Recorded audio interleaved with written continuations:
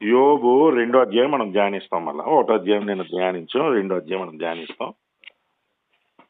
ఇది ఎలాగో రికార్డ్ వస్తుందో చూద్దాం. అయితే ఇది పాకెట్ లో. హల్లెలూయా. అమ్మా, ప్రకటన, దానియేలు, ఆ? ఏంటి వింటున్నారా? ప్రకటన గ్రంథము ఆఖరి చాప్టర్స్ అన్నమాట. అంటే కొత్త నిబంధనలో లాస్ట్ది. ప్రవక్తలు రాసిన పుస్తకాల్లో దానియేలు విషయాలు కొన్ని ప్రవక్తల గ్రంథాలు, హెజ్కేలు అలాంటి కొన్ని అధ్యాయాలు. తర్వాత ఆది కాండం 1, 2, 3 అధ్యాయాలు పరలోకపు జ్ఞానంతో కూడుకున్నవి. అర్థమైందా? జాగ్రత్తగా వినండి. దేవుడు మనకి అనుగ్రహించినటువంటి విషయాలు మనం నేర్చుకుంటాం. ఇదే విషయాలు ధ్యానిస్తా ఉంటే బోల్డని విషయాలు పరిశుద్ధాత్మ దేవుడు మనకి బయలుపరుస్తాడు. మనము మంచి వాళ్ళమని, పరిశుద్ధంగా ఉన్నామని, దేవుని ధ్యానంలో ఉన్నామని మనకి దేవుడు, పరిశుద్ధాత్మ దేవుడు ఏమి మనకి బయలుపరచడు. మనం నమ్మకంగా ప్రభువా మాకు తెలియదు, ఆత్మ విషయంలో దీనులమై జ్ఞానం కొదువుగా ఉన్నదని దేవుడి దగ్గరికి వచ్చాం. మనం మీరు చదివే చదువులకిను మనం నేర్చుకుంటున్న పాఠాలకి సంబంధాలు లేవు. మీరందరూ సండే స్కూల్లో ఉండాల్సిన వాళ్ళు. అర్థమైందా? నయోమితో సహా మీరు ఉన్న వాళ్ళందరూ ఇక్కడ రాని ఈతాను కూడా, దివ్య కూడా ఎక్కడ ఉండాలి? సండే స్కూల్లో కలర్ పేపర్స్ దిద్దుకోవడం, పుస్తకాలు ఇస్తే గనక అదేది చెప్పడం, చిన్న చిన్న సండే స్కూల్ పాటలు పాడడం, నోవా తాత నో అలాంటివి పాటలు పాడుకుంటూ ఉండాలి మీరు. కానీ దేవుడు మీకు ఇచ్చిన ఆధిక్యత బట్టి, దేవుని యొక్క కృపను బట్టి పెద్ద పెద్ద పాస్టర్స్ కూడా ఈ విషయాలు తెలియలేని విషయాలు మీకు తెలియజేయటానికి దేవుడు ఇష్టపడుతున్నాడు. అందుకని మీరు గ్రహించండి. సో ఏడుగురు యొక్క హృదయాలు యొక్క పరిస్థితి, విత్తనాలు జల్లడం అనేది జరుగుతుంది దేవుడు పరిశుద్ధాత్మ ద్వారా. ఇక్కడ ఉన్నటువంటి మాకు, అక్కడ ఉన్నట్టు మీకు ఒకటే. ఎంతమంది అయితే వింటున్నారో అంతమందికి దేవుడు వాక్యం ద్వారా విత్తుతాడు. అవి ఎంతమందికి అభివృద్ధి పొందుతాయి, ఎలా చేయగలది పరిశుద్ధాత్మ యొక్క పని. బాధ్యతగా దేవుని యొక్క సన్నిధులకు మనం వచ్చాం కాబట్టి దేవుని నడిపింపు ప్రకారం పెద్ద పెద్దోళ్ళు మాట్లాడాల్సినటువంటి విషయాలు, యోబు గ్రంథం లాంటి విషయాలు, తర్వాత ఆది కాండం లాంటి విషయాలు దేవుడు మీతోని మాట్లాడేటట్టు చేశాడు కదా. అంత తొందరగా అర్థం అవ్వాలనేది లేదు. కానీ పెద్ద విషయాలు కాబట్టి ప్రభు నాకు కొన్ని విషయాలు అర్థం అవ్వట్లేదు, నాకు నేర్పించాను అంటున్నప్పుడు, మీరు చదువుతున్నప్పుడు దేవుడు మీకు మరికొన్ని విషయాలు దయచేస్తాడు. సో అందరిలాగే మీలాగే నేను, నాలాగే మీరు దేవుని యొక్క మర్మములు తెలియలేకుండా ప్రభు నీ సన్నిధికి వచ్చాం, మాకు కొన్ని బయలుపరచండి, ధ్యానించబోతున్నాం అని నేను ఎలాగ అడుగుతున్నానో మీరు ఎలాగ అడుగుతున్నారు. అర్థమైందా? బైబిల్ దగ్గరికి వచ్చినప్పుడు మనం ఎప్పుడు కూడాను లోక జ్ఞానం బట్టి మాట్లాడడానికి అవ్వదు బైబిల్. నీ యొక్క స్టోరీల ప్రకారం, సొంత జ్ఞానం ప్రకారం, సినిమాలు చూస్తున్న ఫ్యాంటసీ వరల్డ్ ప్రకారం, సైంటిఫిక్ మూవీస్ చూస్తుంటాం అలా బట్టి, అలాంటిది ఊహించుకుని దేవుడి సన్నిధిలోనికి బైబిల్ని ఊహించుకోలేం. ప్రేమ కథ సందేశం మనం ఎక్కడుంది? ప్రసంగిలో కనిపిస్తుంది. మన ప్రపంచంలో ఉండే లవ్ స్టోరీకిను అక్కడ ఉండేటువంటి పరమగీతాలకి తీసుకోకూడదు. సో అది దైవికమైనటువంటి బైబిల్, పరిశుద్ధ గ్రంథం అని రాశారు కదా. మన సొంత జ్ఞానంతో ఒక పొల్లేను ఏదైనా దాన్ని జోడించకూడదు, దాన్ని తీసేయకూడదు. అందు గురించి బైబిల్ యొక్క విషయాలు మనం ధ్యానించినప్పుడు మ్యాక్సిమం మెలకు కలిగి నాకు దేవుడు నేర్పించిన అద్భుతమైన మర్మాలని దాచుకుంటాను, అది నాకు రేపు పొద్దున అది ఆశీర్వాదంగా మారుతుందని మీరు అనుకోవాలి. మేము అనుకుంటాం. ఇక్కడ యోబు 2వ అధ్యాయము మనం ధ్యానిస్తాం. మొదటి అధ్యాయం కూడా మీరు నిన్న రెండు రెండు సార్లు మాటలు విన్నారు. యోబు అనే వ్యక్తి మంచివాడు. సైతాను అపవాది వలన దేవుడు ఏం చేశాడు? పర్మిషన్ ఇస్తే 10 మంది పిల్లలు చచ్చిపోతారు, ఉన్న ప్రాపర్టీ పనోళ్ళు అందరూ చచ్చిపోతారు, ఒక్కడు మిగులుతాడు ఆరోగ్యంతో, అలా ఆవిడ మిగులుతుంది, ఇద్దరే మిగులుతారు. అర్థమైందా? 1వ అధ్యాయంలోనే ఉంది. 7 కొడుకులు 3 కూతురు చనిపోతారు, వాళ్ళకు ఉన్నటువంటి యావదాస్తి పని వాళ్ళతో సహా చచ్చిపోతారు. ఇదే కదా స్టోరీ నిన్నటికి. అవునమ్మా? వినపడుతుందా లేదా మీకు? వినపడితే కొంచెం వినపడుతున్నట్టని చెప్పండి. 1వ వచనం చదవండి. 2వ అధ్యాయము Job 2nd chapter 1st verse. దేవదూతలు యెహోవా సన్నిధిని నిలుచుటకే వచ్చిన డాష్ దినము మరి ఒక దినము తటస్థింపగా. ఇది దేవదూతలు దేవుని సన్నిధిలో నిలవడానికి మరి ఇంకొక రోజు వచ్చింది. దేని గురించి చర్చించడానికి వచ్చిందో మనకు తెలియదు. మీటింగ్ అంటే ఆర్గనైజ్డ్ మీటింగ్, క్యాజువల్ గా కాదు. అర్థమైందా? ఒక స్పెషల్ పర్పస్ మీద దేవుడు మీటింగ్ కండక్ట్ చేసినప్పుడు దేవుని కుమారుడు దేవదూతలు అని ఉంది కదా. అవునా లేదా? 1వ అధ్యాయము 6వ వచనంలో ఉంది, దేవదూతలు యెహోవా సన్నిధిని నిలుచుటకే వచ్చిన దినం ఒకటి తటస్థించిన ఉంది. ఆ దినమున అపవాది సైతాన్ కూడా వచ్చాడు అని ఉంది. 2వ అధ్యాయం 1వ వచనంలో దేవదూతలు యెహోవా సన్నిధిని నిలుచుటకే వచ్చిన మరి ఒక దినము తటస్థించింది. అర్థమైందా?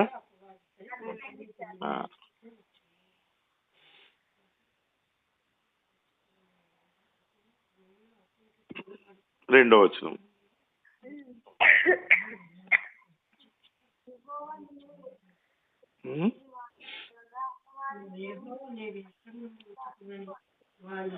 ఇప్పుడు మీకు మొన్న చెప్పిన ప్రకారం దేవదూతలకి ఇంగ్లీష్ లో రాశారు సన్స్ ఆఫ్ గాడ్. ఓకే, ఇప్పుడు ఈ విషయం బైబిల్ మొత్తం కన్ఫ్యూజ్ అవుతూనే ఉంటది. ఈ పాయింట్ ప్రసంగికులకు కానీ, స్కాలర్స్ కానీ, బైబిల్ పండితులకు కానీ, ఈ నెఫీలీయులు ఆదికాండం 6వ అధ్యాయం వచ్చేటప్పటికి దేవుని కుమారులని మెన్షన్ చేశారు. సన్స్ ఆఫ్ గాడ్ అని ఉంది కదా. 6వ అధ్యాయం తీయండి ఒకసారి, మీరు కాదు మన వాళ్ళు తీస్తారు. ఇక్కడ యోబు 1వ అధ్యాయం 6వ వచనం, 2వ అధ్యాయం 1వ వచనం వచ్చినప్పటికీ దేవదూతలు అని వాడారు. అక్కడ సన్స్ ఆఫ్ గాడ్ అని ఉంది. ఇంగ్లీష్ లోనే ఉంది. ఎన్నో వచనం అది? 6:4 6:4 ఆదికాండం 6:4 ఏముందమ్మా ఇంగ్లీష్ లోని?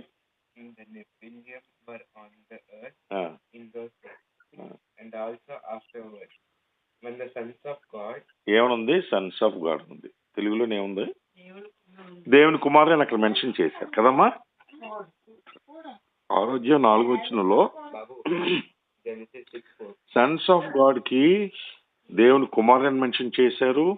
యోబు 1:6, 2:1 కూడా దేవదూతలని మెన్షన్ చేశారు. సో ఎవరి సన్స్ ఆఫ్ గాడ్? ప్రత్యేకమైనటువంటి ఒక అంటే మనకి ఎలాగైతే ఒక తెగలు ఉన్నాయో, ఒక గ్రూప్స్ ఉన్నాయో, ఇజ్రాయేల్ యూదులు ఒక తరగతికి చెందిన వాళ్ళు. సో కెరూబులు ఒక తరగతికి చెందిన వాళ్ళు, 6 రెక్కలు కలిగినటువంటి శరాపులు, కెరూబులు, దేవదూతలు, మెసెంజర్స్, ఇలాగా కొన్ని మనకి బైబిల్లో కొన్ని దూతలు మెన్షన్ చేశారు, కొంతమంది పేర్లు మెన్షన్ చేశారు. నీకు అర్థం అవడానికి అన్నీ రాస్తే మన బుర్ర పాడైపోతుంది. ఇప్పుడు రోహన్ పుస్తకాల్లోని, మీ పుస్తకాల్లోని ఐ గురించి, కన్ను గురించి ఉంది, చెవి గురించి ఉంది.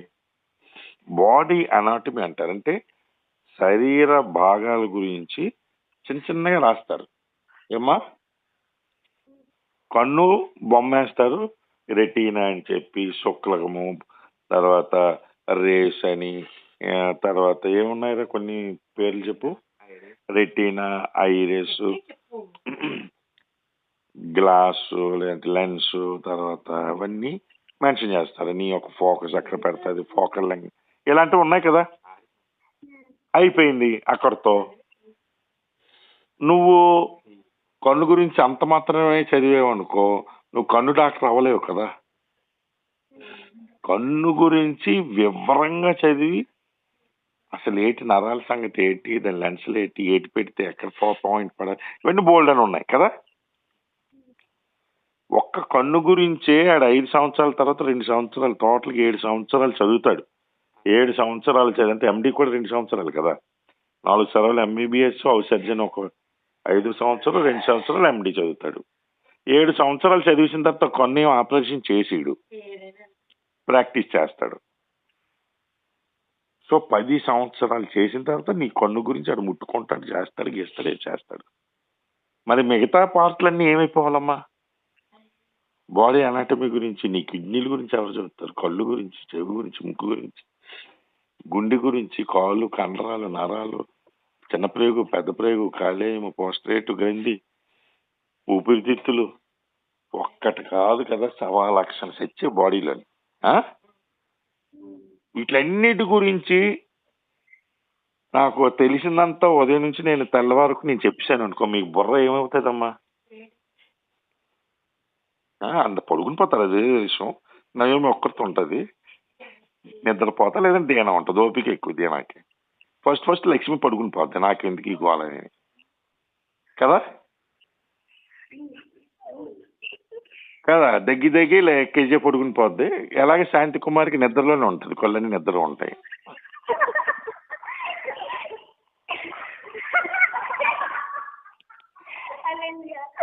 హల్లెలూయా.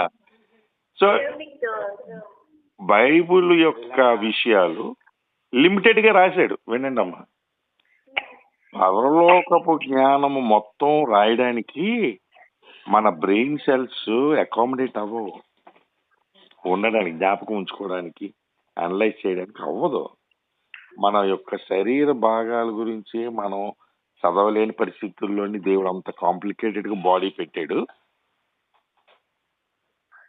బయటకు వచ్చిన తర్వాత జంతు ప్రపంచం గురించి చదవలేనంతగా పెట్టాడు, వృక్ష శాస్త్రం గురించి చదవలేనంత పెట్టాడు.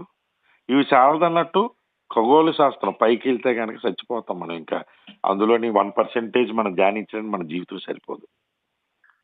అపారమైన, అంటే ఒక గంట సేపు అపారమైన జ్ఞానాన్ని సాగదీయాలి దేవుడి గురించి, పదాలు రావు.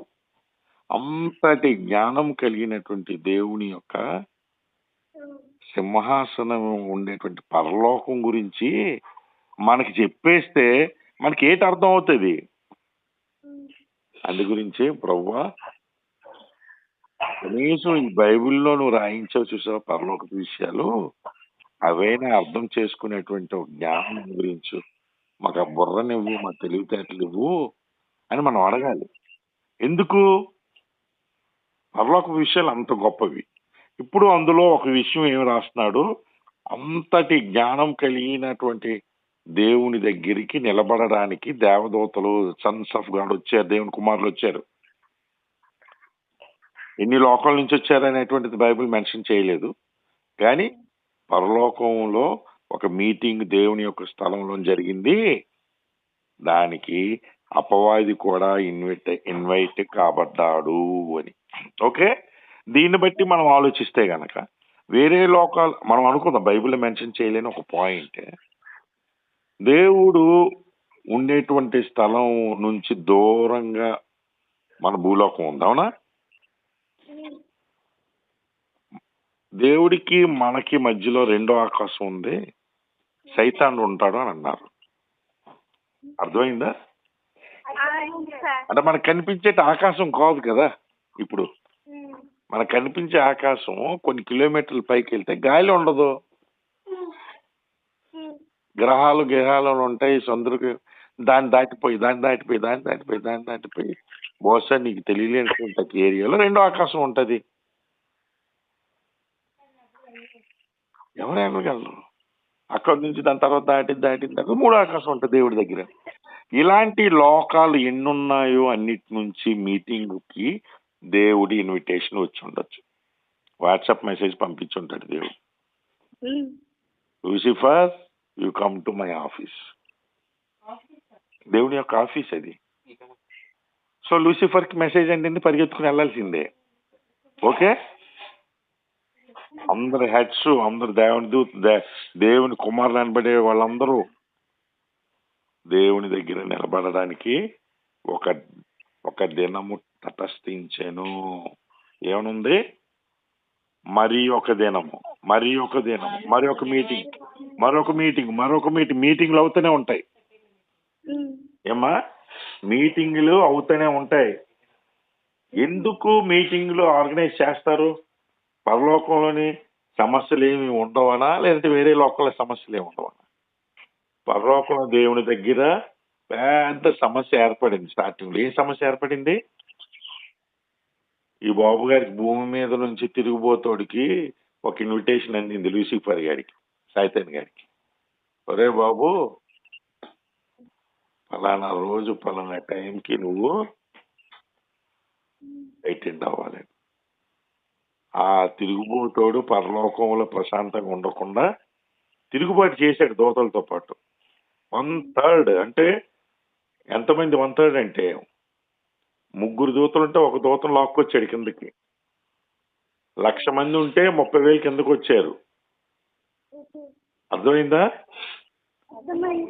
ఆ లాక్కొచ్చాడు, తిరుగుబాటు చేశాడు, దేవుడి మీద యుద్ధం ప్రకటించాడు, యుద్ధంలో ఓడిపోయి కిందకి దిగాడు. సో పరలోకంలో పవిత్రత జరిగింది. సో ఇప్పుడు దేవుడు రాజ్యం చేస్తున్నాడు, పరిపాలిస్తున్నాడు. ఏ సమస్యలు లేకుండా పరిపాలించి ఓన్లీ భజన చేయించుకుంటుంటాడా దేవుడు?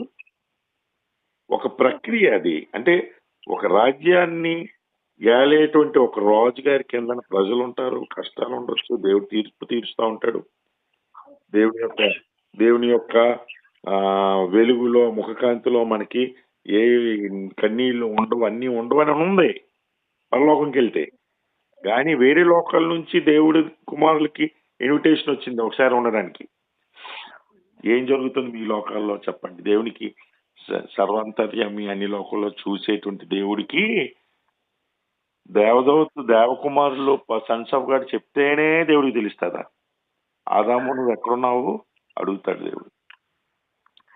ఆదామా నువ్వు పరిగెత్తుకుని వచ్చి నా మీదకి జంప్ చేసుకుని ఎక్కేవాడు కదా, ఇప్పుడు ఎక్కడున్నావు? చెట్ల వెనకలు దాక్కున్నాడు ఆదాము. ఏం దేవుడికి తెలియదనా?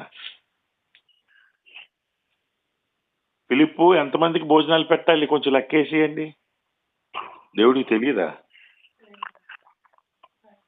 భోజనాలు పెట్టాలని? ఎంతమంది వచ్చారో తెలియదా? తెలుసు కదా, దేవుడు కదా, ఎందుకు తెలియదు? మన కష్టాలు ఏంటి, మన పరిస్థితులు ఏంటి దేవుడికి తెలియదు? హాస్టల్ కష్టాలు ఏంటి, హాస్టల్ పరిస్థితులు ఏంటి తెలుసు కదా. సో అందు గురించి ఈ తిరుగుబోతోడు పైకి వచ్చిన తర్వాత దేవుడు అడుగుతాడు. ఏమని అడుగుతాడు? యెహోవా నీవు ఎక్కడి నుంచి వచ్చిదురా అని అడగగా ఎవరిని అడిగారు? అపవాదిని అడిగారు. అంటే దేవుడికి తెలియదు భూమి గురించా? నిన్ను నన్ను పట్టించుకోకుండా ఉండిపోయాడా? గంట కొడితేనే లెగిస్తాడు టంగు మరి కొంచెం గంట. అంతవరకు దేవుడు నిద్రపోతే గర్భగుడిలోని గంట కొడతారు, దేవుడు నిద్రపోతా ఉంటాడు అని ఈ గుడిలోన గోపురాలకు వెళ్ళిన వాళ్ళందరూ గంటలు కొడుతుంటారు. మన దేవుడికి గంట కొట్టాల్సిన అవసరం లేదు, ఎప్పుడు మెలకువగా ఉండేటువంటి దేవుడు మనకి. సో అయినా సరే అపవాదం అడుగుతాడు, ఏదా అబ్బాయి నువ్వు భూమి మీదకి వెళ్ళిపోయిన తర్వాత ఏం చేస్తున్నావు అంటే మళ్ళా మామూలు మాటే, నేను తిరిగిపోతాను కదా దేవా, నేను అటు ఇటు తిరుగుతున్నాను, అటు ఇటు సంచరిస్తున్నాను ఆయన అన్నాడు. ఏమని అన్నాడు? అటు ఇటు తిరుగులాడుతున్నాను. 1 పేతురు 5వ అధ్యాయంలో ఉంటది, మీ విరోధి అయిన అపవాది సైతాను గర్జించు సింహం వలె ఎవరిని మింగుదనా అని వెతుకుతున్నాడు, తిరుగుతున్నాడు. అలా అది పని తిరుగుతామే, మింగాలి, సింహం వలె గర్జించే సింహం. ఎవరిని మింగియాలి, ఎవరిని పాడు చేసేయాలి, ఎవరికో కాపురాలు కూల్చేయాలి, ఎవరికి ప్రశాంతంగా ఉండకూడదు, ఎవరికి ఇద్దరు జుట్లు ముడేసేయాలి కదా. పచ్చగడ్డి తీసుకుని తిరుగుతూ ఉంటాడు ఎస్తేరికి లక్ష్మికి మధ్యలోని గడ్డి వేసేస్తుంటాడు అంతే. పచ్చగడ్డి వేస్తే బొగ్గుమంటది అని అంటారు కదా. అలాగే లక్ష్మికి ఎస్తేరికి చిన్న గొడవ పెడతాడు. ఓలే నువ్వేటే నువ్వు అనేది. ఇద్దరికి గొడవ స్టార్ట్. అరగంట కరుపులే ఎటు కదా.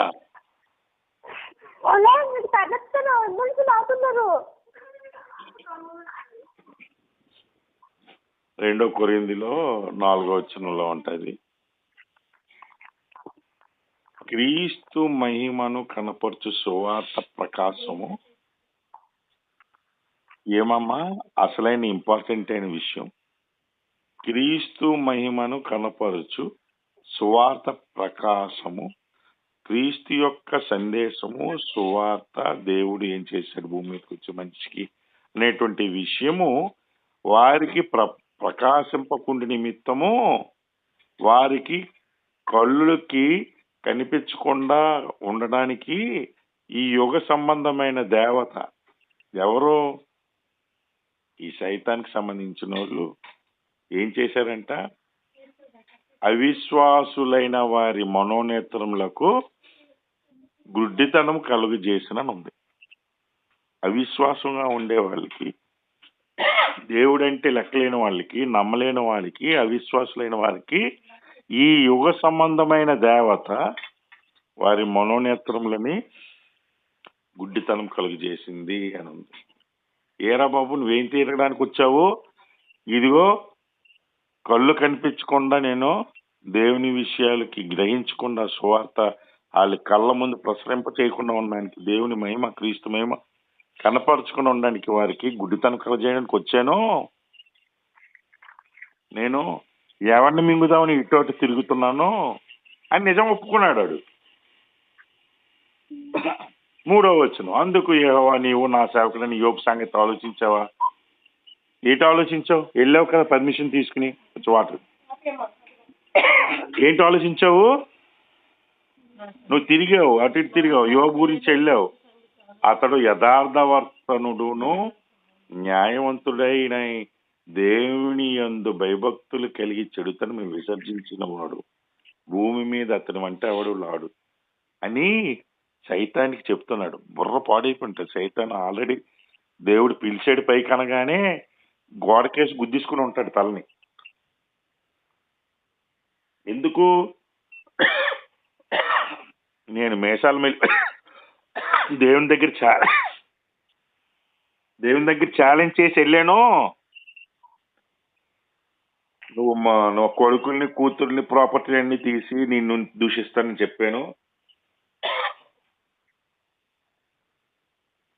ఇప్పుడు చూస్తేనేమో దేవుడు పిలుపు అందుకున్నాను, యోబు చూస్తేనేమో తిట్టేటట్లేడు అని పరిగెత్తుకుని వెళ్ళి వాళ్ళ ఆవిడ దగ్గరికి వెళ్ళి వాళ్ళ ఆవిడ వెనకతలకి వెళ్ళి, అమ్మ తిట్టించమ్మా మీ ఆయన చేత తిట్టించమ్మా, మీ ఆయన అంటే నీకు లవ్వే కదా, ప్లీజ్ ప్లీజ్ అమ్మా అని వాళ్ళ ఆవిడని కెలికాడు అనమాట. వాళ్ళ ఆవిడ చేత చెప్పించోరే బాబు నువ్వు చెల్ల పెంకు, నువ్వు తర్వాత చెప్తాడు ఈ విషయం. వాళ్ళ ఆవిడ మాట కూడా వెండం పరిగెత్తుకుని పైకి వచ్చాడు. నిష్కారణముగా అతనిని పాడు చేయుటకు నీవు నన్ను ప్రేరేపించినను. చూసావా? అసలు కొన్ని పదాలు దేవుడికి వాడేశారు.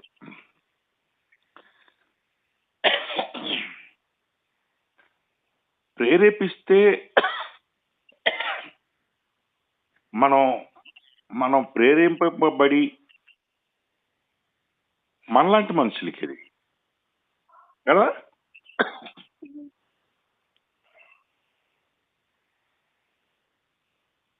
ఒకవేళ నిన్ను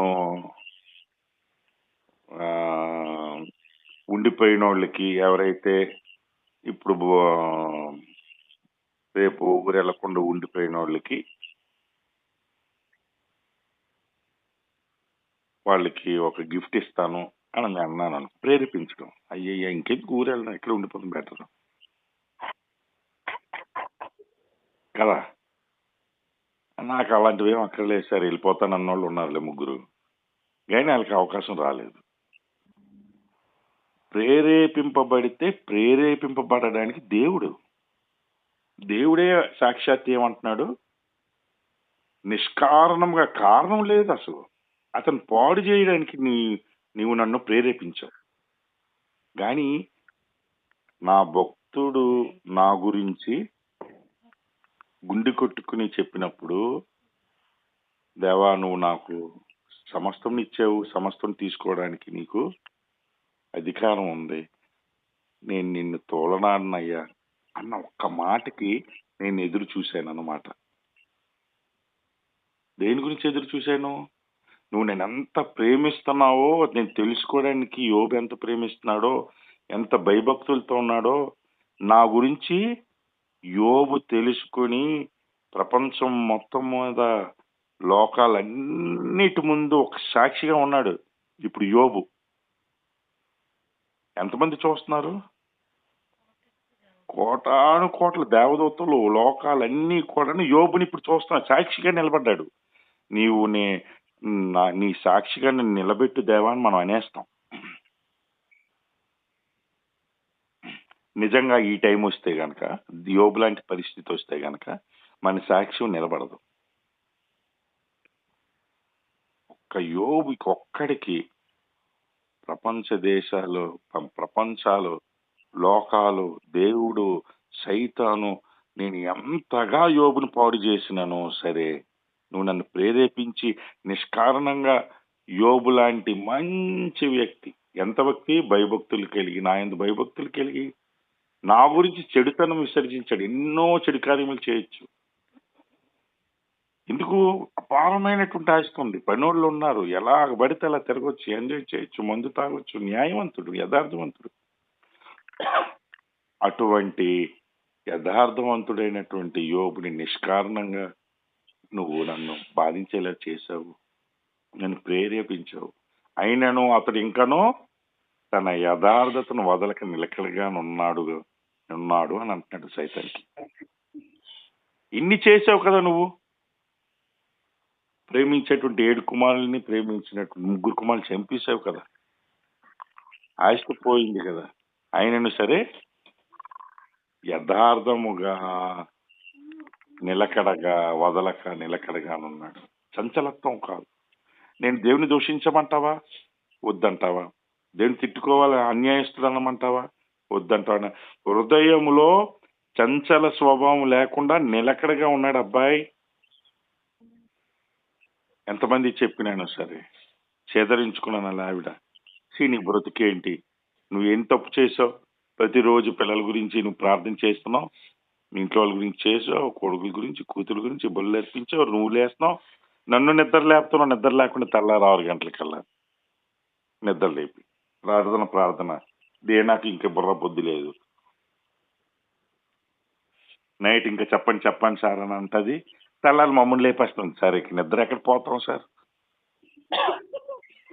6 గంటలకు లేచి ముసుగుతాన్ని ప్రభువా అని అది పడుకోవడం ఇవ్వట్లేదు, మమ్మల్ని పడుకొని ఇవ్వట్లేదు దేనా కదా. ఎంత చేస్తున్నావు, ఏంటిదేనా నీకేంటి ఒరిగింది అని అన్నను సరే నిలకడగా నేను చేద్దాం అనుకున్నాను, డిసైడ్ అయ్యాను, దేవుడి గురించి తెలుసుకున్నాను కనుక. రుచి చూచి ఎరిగితిని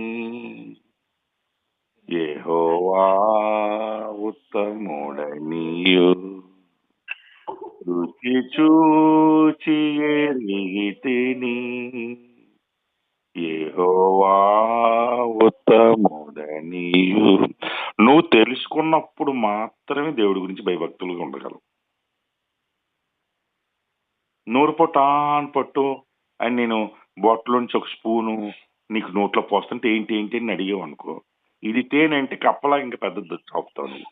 తేనె కదా మరి. ఇది కొండ తేనె అంటే మొసల్లాగా ఇంకా పెద్దగా చాపుతావు నోట్లో పోసిమని. కొండ తేనె కదా టేస్ట్ కొంటది కదా. దేవుని గురించి తెలుసుకున్నప్పుడు దేవుని యొక్క భయభక్తులు కలిగి ఉంటాం. అందుకని మనం రోజు ఏం చేస్తున్నాం?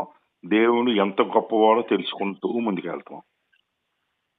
నేను వెళ్ళు మార్గము నా యేసుకే తెలియును. హల్లెలూయా. అది ఒకటి చదివి క్లోజ్ చేస్తాను. అయితే ఒక చిన్న ట్విస్ట్ ఏమైంది? తలంచుకున్నాడు అపవాది, సిగ్గుపడిపోయాడు. వీడికి సిగ్గా శర్మ. దేవుడు కాబట్టి తలంచుకున్నాడు. వీళ్ళందరూ కూడా సాక్షిగా నిలకడగా ఉన్నటువంటి యోబుని, అబ్బా ఈ దరిద్రుడికి, ఈ తిరుగుబోతోడికి కనీసం యోబు లాంటి మనస్తత్వం లేదు, నిలకడగా లేకపోయాడు, తిరుగుబాటు స్వభావంతో దేవునికి దూరం అయిపోయాడు అని అందరు దోతలు తిట్టుకుని ఉంటారు వీడికి, అపవాదికి. అయితే 4వ వచనం, అపవాది చర్మం కాపాడుకున్నట్టుకే చర్మమును, అపవాది ఏమన్నాడు? చర్మము కాపాడుకున్నట్టుకే చర్మమును, తన ప్రాణమును కాపాడుకుంటే తనకు కలిగిన దేవతను నరుడిచ్చును కదా. ఎంతగా వేసాడు, చాలా ఘోరంగా అన్నాడు. స్కిన్ ఫర్ స్కిన్ అంటారు దీన్ని. ఏంటి? Skin for skin. చర్మము కొరకే చర్మం కాపాడుకుంటే చర్మమును అంటే నీ యొక్క ఆయన యొక్క శరీరము, ఎముకలు, ఆరోగ్యము, కిడ్నీలు, తర్వాత మూత్రపిండాలు, లంగ్స్ అన్నీ పనిచేస్తుంటే, ఆరోగ్యంగా ఉంటే నేను మళ్ళీ ఇవన్నీ సంపాదించుకుంటాను, మళ్ళీ నేను పిల్లలకి అంటాను, ఇంకొక దాన్ని పెళ్లి చేసుకుని 10 మంది పిల్లలకి అంటాను. అండా ఇంటి దేవా, నువ్వు ఇచ్చిన శక్తి ఉంది, బలం ఉంది, ఆరోగ్యం ఉంది, కళ్ళు ఉన్నాయి, బాగున్నాయి, చెవులు ఉన్నాయి, ఆరోగ్యం ఉన్నాడు, రాజులాగా ఉన్నాడు, దుక్క మొక్కలాగా ఉన్నాడు, రోజు జాగింగ్ చేస్తున్నాడు, పరిగెడుతున్నాడు, జిమ్ చేస్తున్నాడు, కండలు తిరిగి ఉన్నాడు. అటువంటి ఆరోగ్యవంతుడికి నువ్వు ఆరోగ్యం ఇస్తే ఆడేంటి నిన్ను తిడతాడు? చూసావా ఏమి ఇచ్చాడు లెక్క? ప్రతిసారి దేవుడి దగ్గర పిటిషన్ పట్టుకుని వెళ్తారు. ఇదిగో దేనా, ప్రార్థన అంటే ప్రార్థన చచ్చిపోతుంది, ప్రభువా దేనాకి మనం కోతలు పట్టు పంపించేద్దాం 10 రోజులు, పర్మిషన్ తెచ్చుకున్నాడు అనమాట. అనుకున్నాం పోయి దేనా నిలకడగా ఎక్కడికి వెళ్ళిన బైబిల్ పట్టుకుని వెళ్ళిపోతుంటే ఆడేముంది గిలగిల కొట్టుకుని గోడకేసి కొట్టుకుంటాడు. ఫోన్ పట్టుకుని ఏదో టైంలో కాన్ఫరెన్స్ పెట్టి మాట్లాడుతూ ఉంటే, ఇదేట్రా బాబు ఏ ఊరికి పంపించిన దేని వదిలేటట్లేదు, పారిపోతాడు అనమాట. ఎక్కడికి వస్తాడు? బొంగిజికి వస్తాడు కదా. సో ఏం జరిగింది? శరీరం గురించి రిక్వెస్ట్ చేస్తుంది. ఒక్క జ్వరం, ఒక్క మలేరియా జ్వరం కనుక నువ్వు పర్మిషన్ ఇస్తే అమ్మాయికి, నీ అంత ఆసక్తి కోల్పోద్ది. ఎగ్జామ్స్ ప్రభువా, వాళ్ళకి ఎగ్జామ్స్, నువ్వు ఎగ్జామ్స్ టైంలోని వాళ్ళు నిన్ను ఎందుకు జాయినింగ్ చేస్తారు, ఎందుకు పాటలు పాడతారు? ఒక్కసారి వాళ్ళ ఎగ్జామ్స్ టైంలో నువ్వు ఆలోచించు. ఎవరు కూడా ఎగ్జామ్స్కి బైబిల్ దగ్గరికి రాలేదు, పాటలు పాడలేదు. సైతాన్ పిటిషన్లు పెడతా ఉంటది. పైలోకాల్లో జరుగుతున్నవి మనకి కనిపించవు అనమాట. యోబు మనకు ఒక పెద్ద ఎగ్జాంపుల్, యోబు గ్రంథం. సో 7గురికి పిటిషన్లు పెడితే 3 ఫెయిల్ అయిపోయారు అనమాట. కింద మీద పడి ఇంకొకరు వచ్చారు కానీ శాంతి కుమారి మిగతా 3 మేము ఎగ్జామ్స్ అయిపోయిన తర్వాతే ప్రార్థనకు వస్తామని తీర్మానించుకున్నారు. మాకు అక్కర్లేదు దైవ జ్ఞానం, కానీ ఎవరో పరిశుద్ధంగా ఉన్నారు కనుక మనకు మనం ప్రార్థించుకుంటూ లేస్తూ ప్రభువా మమ్మల్ని క్షమించు, బలహీనతలో ఉన్నాం అనుకుంటుంటే సహోదర ప్రేమ సహవాసంలో దేవుడు నిలబెడతాడు. ఏం చేశాడు సైతాను?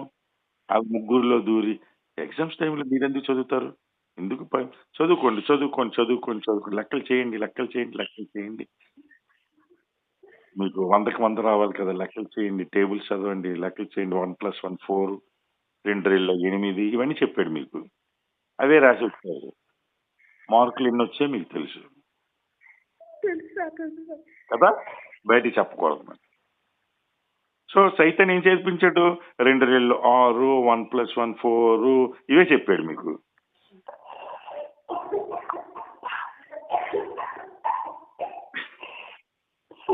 కదా. రాత్రి వరకు ఉండి తినక సగం తినక దగ్గు తెచ్చుకుని గోడకేసి గుద్దుకుని అది చేసి ఒకరికొకరు గిల్లుకుని గిచ్చుకుని గోడ కానుకుని ఇంకా నిద్ర లేకుండా చదివి మీరు రాసిన మార్కులు నేను ఇప్పుడు చెప్పలేను కదా. సైతాన్ ఏం చెప్పాడు? ప్రభువా ఎగ్జామ్స్ టైంలో నాకు పర్మిషన్ ఇస్తే వాళ్ళు నీకు దూరం చేసేస్తాను ప్రభువా, వాళ్ళ భక్తిని నీరు గారిచేస్తాను, మండేటువంటి స్వభావాన్ని ఒక బకెట్ నీళ్ళు వేసేస్తాను. మాకు ఒక పర్మిషన్ దేవుడికి. సరే 7 చేసే ఆ పని దేవుడు దగ్గర నుంచి పర్మిషన్ తెచ్చుకున్నాడు. అనుదినము బైబిల్లో ఉన్నప్పుడు, ధ్యానంలో ఉన్నప్పుడు, పాటలు పాడుతున్నప్పుడు సైతాను మన దగ్గరికి ఎందుకు వస్తాడు? పరిగెడతాడు పైకి. ఓరి నాయనో వీళ్ళు పాడేస్తున్నారు, ఓరి నాయన గంట అయినా 2 గంటలైనా వాళ్ళ సార్ ఒకడు గంట సేపు అయినా సరే వదలడు మైకు. పరిగెట్టాడు పైకి దేవుడి దగ్గరికి, పర్మిషన్ తెచ్చుకున్నాడు అంతే. Permission granted. దేవుడు నిష్కారణంగా వాళ్ళకి చాలా ఇంట్రెస్ట్. ఆ ముగ్గురు కూడా గోడ కానుకుని కూర్చుని ఆ ముగ్గురు కూడా చాలా ఇంట్రెస్ట్. అయినను సరే నువ్వు నిష్కారణంగా ఎగ్జామ్స్ పేరుతో దూరం చేసావు. చూసావా? కానీ నువ్వు చేసిన పని వల్ల 4 మార్కులు తగ్గిపోయాయి, 1 మార్కు వచ్చింది బాబు. నిష్కారణంగా ఏమంటున్నాడు దేవుడు?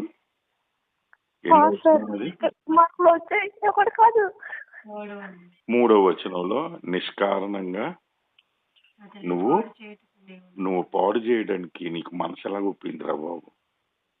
అయినైనా సరే నేను ఒప్పుకుంటే పర్మిషన్ యథార్థంగా నిలకడగా ఉన్నాడు.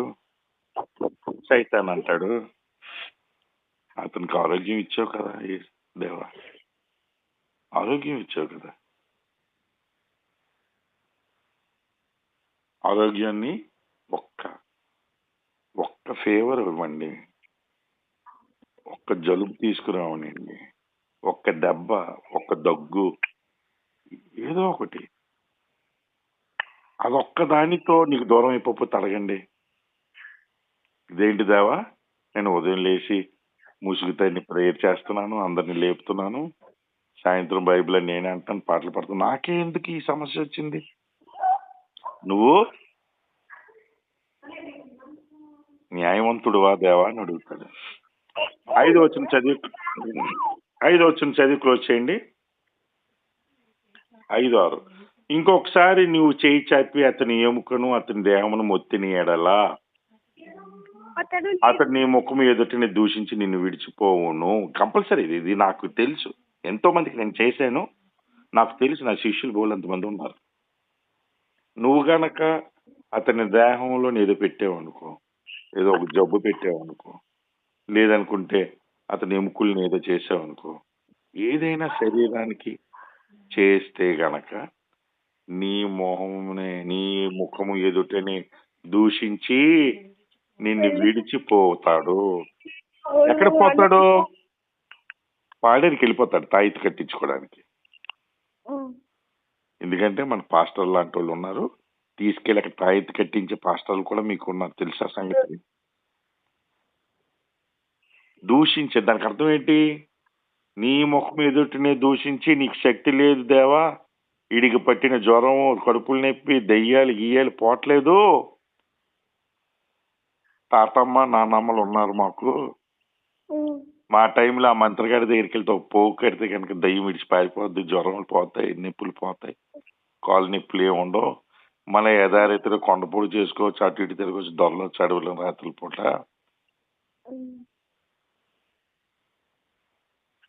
హల్లెలూయా. నువ్వు కొంచెం అటువంటి అనారోగ్యం ఇస్తే గనక ఆడు మంత్రగాడి దగ్గరికి వెళ్ళకపోతే నన్ను అడుగు మీసాలు తీసేస్తానన్నాడు. 6వ వచనం, అందుకే అతడు ఏ వర్షమున నీ వర్షంలో ఉన్నాడు, ఇచ్చేసాడు పర్మిషన్, ఓకే ఓకే ఓకే. అసలు ఇదేమి యోబు ఇంత నిలకడగా ఉన్నాడు, నేను కూడా చూడాలనుకుంటున్నాను ఎంతవరకు. ఇతని సాక్ష్యం నిలబడుతుందా లేదా? కళ్ళెత్తి పైకి చూసేటప్పటికి అన్ని లోకాల ప్రతినిధులు, దేవదూతలు, కుమారులు, దేవుని కుమారులు, కింద నుంచి లోకం నుంచి వచ్చినటువంటి అపవాది ఎవరు? ఒక్క వంతు దూతలని తీసుకెళ్లిపోయినవాడు రిప్రజెంటేటివ్. ఆ అపవాది చూస్తున్నాడంటే ఏంటి? అపవాది అనే కొత్త 1,000,000 మంది దూతలు, 1,000,000 దూతలు కూడా చూస్తున్నారు. పడిపోయిన ఫాలెన్ ఏంజల్స్ కూడా అర్థం అది. దేవుడు ఒక్కసారి కళ్ళెత్తి వీళ్ళందరూ చూస్తుంటే ఆ సాక్ష్యాన్ని, సరే అయితే నేను శరీరాన్ని కూడా నీకు పర్మిషన్ ఇచ్చేస్తున్నాను, కాకపోతే అతని ప్రాణం మాత్రం నువ్వు ముట్టొద్దు, చంపేదానికి వీల్లేదు అతను. నువ్వు పెట్టిన డిసీజ్ క్యాన్సర్ అయినా సరే, చనిపోయేంత డిసీజ్ పెట్టినా సరే, నువ్వు ప్రాణాన్ని ముట్టడానికి అవ్వదు. నా సెలవు ఉంటేనే ప్రాణం పోదు. అంటే ప్రాణం పోయేంతగా ఒక జబ్బు వస్తే గనక, అది అపవాదిని పర్మిషన్ తీసుకుని ఇస్తే గనక, దేవుడి పర్మిషన్ లేకుండా ప్రాణం పోదు. అందుకని హీలింగ్ జరుగుతూ ఉంటుంది. నువ్వు సాక్షిగా ఉంటే గనక. యోబుని నేను చూద్దాం అనుకుంటున్నాను. ఎంతవరకు? ప్రాణం పోయినను సరే సాక్ష్యం చెప్తాడు. నా ప్రాణము పోయినను సరే నేను ఏ పరిస్థితుల్లోని యథార్థతను విడువాను అని ఒక దగ్గర బాబు గారు మాట్లాడతాడనమాట. ఎన్ని చేసినా సరే ఏమని ఉంటాడు? ప్రాణము ముట్టుకోవద్దు నాయన, నువ్వు శరీరం మీద నీకు పర్మిషన్ ఇచ్చిన యోబుకి. నీతిమంతులు ఎవరి కంట్రోల్లో ఉంటారు? దేవుని కంట్రోల్లో ఉంటారు. ఎవరి పర్మిషన్ కావాలి హాస్టల్ ముట్టుకోవాలంటే? మీరు దేవుని సన్నిధిలో ఉన్నారు, సమస్యలు రావా? వస్తాయి. మేము ఉన్నాం, మాకు సమస్యలు రావా? దేవుళ్ళో ఉండి పడిపోవటం లేదా? కానీ ఎవరి యొక్క స్వాధీనంలో ఉన్నాం మనం? దేవుని సముఖంలో మన గురించి దేవదూతలు కళ్ళ ముందు ఉన్నాం మనం. మన సాక్ష్యం పెద్దగా నిలబడకపోవచ్చు, కానీ యోబు లాంటివాడు యథార్థవంతుడు, నీతిమంతుడు, చెడుతను విసర్జించినటువంటి, భూమి మీద అటువంటి లేనటువంటి వాడిని దేవుడు పర్మిషన్ ఇచ్చాడంతే. పర్మిషన్ తెచ్చుకున్నాడు. ఒక విషయం, నువ్వు అలా కళ్ళు తెరిచి ప్రపంచాన్ని, లోకాలన్నింటినీ చూసి నీ సాక్షిగా నిలబడాలని గర్వంగా నువ్వు చెప్పాలనుకుంటున్నావు కదా, యెహోవా నాకు ఒక్క పర్మిషన్ ఇవ్వు, శరీరం మీద ఏదో ఒకటి తీసుకుని వస్తాను, నిన్ను తోడనాడకపోతే, నేను తిట్టపోతే అప్పుడు అడుగు అని పర్మిషన్ ఇచ్చాడు, పారిపోయాడు అంతే. హల్లెలూయా. ఈ రోజుతో ఇక్కడ ఆపుదాం. ఏం జరిగింది అనేది రేపు చూద్దాం. దేవునికి స్తోత్రం.